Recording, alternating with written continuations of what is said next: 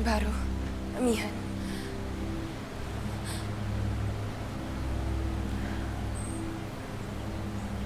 Alana, iwaksi mo kung ano man ang iniisip mo.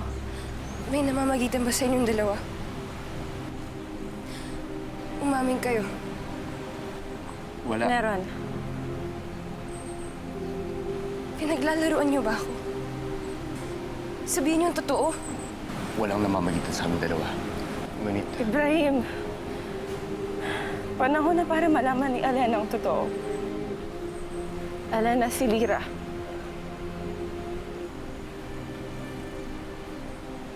Ay anak namin ni Ibrahim.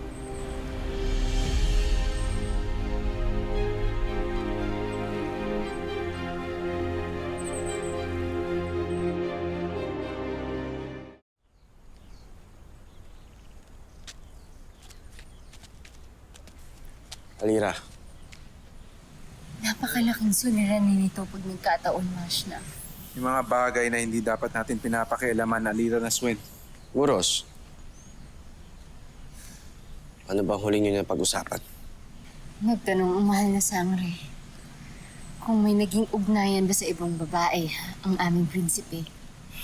At aking nabanggit na ang kanyang tanging nakakausap ay ang ating mahal na reyna.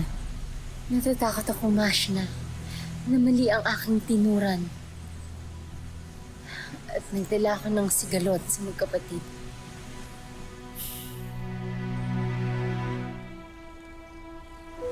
Alana, naaalala mo ba nang hilingin ng ating inang tulong ni Bathalang Emre para makahanap ng isang engkantado na karapat-dapat na magpunla ng isang tagapagmana sa akin? Wala akong alam sa mga naganap. At sa isang panaginip ko lamang unang nakita si Amihan at hindi ko siya kilala noon. Kailan niyo pa nalaman ng totoo?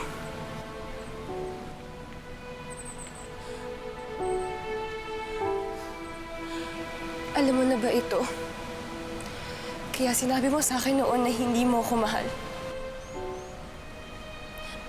Kaya mo ako hiniwalayan.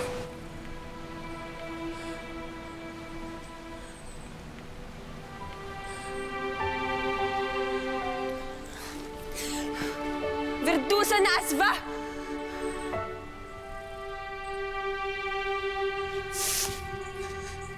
Alana, hayaan mo muna kaming magpaliwanag. Ano ba bang dapat ipaliwanag, amihan? Malinaw na sa akin ang lahat. Ayoko nang palawisin pa kung ano meron tayong dalawa. Pagkat natuklasan ko na hindi tunay ang nararamdaman ko sa iyo. Parang ako na ideya. Panigan mo naman ako. Batid mong hindi ko iniibig si Hintano. Alana, patawarin mo ako. Hindi ko maaaring nabagin ang utos ng ating ina. Pinagkaisahan niyo ako. Kayong lahat, pinagkaisahan niyo ako! Nung panahon na yon, hindi ko alam na si Ibaro at si Ibrahim ay iisa. Ngunit wala kang sinabi nung nalaman mo ang totoo, amihan. Pareho lamang kayo. Hindi ako makapaniwala na si Pere na pang nagsasabi ng totoo. Niloko niyo ako! Alana!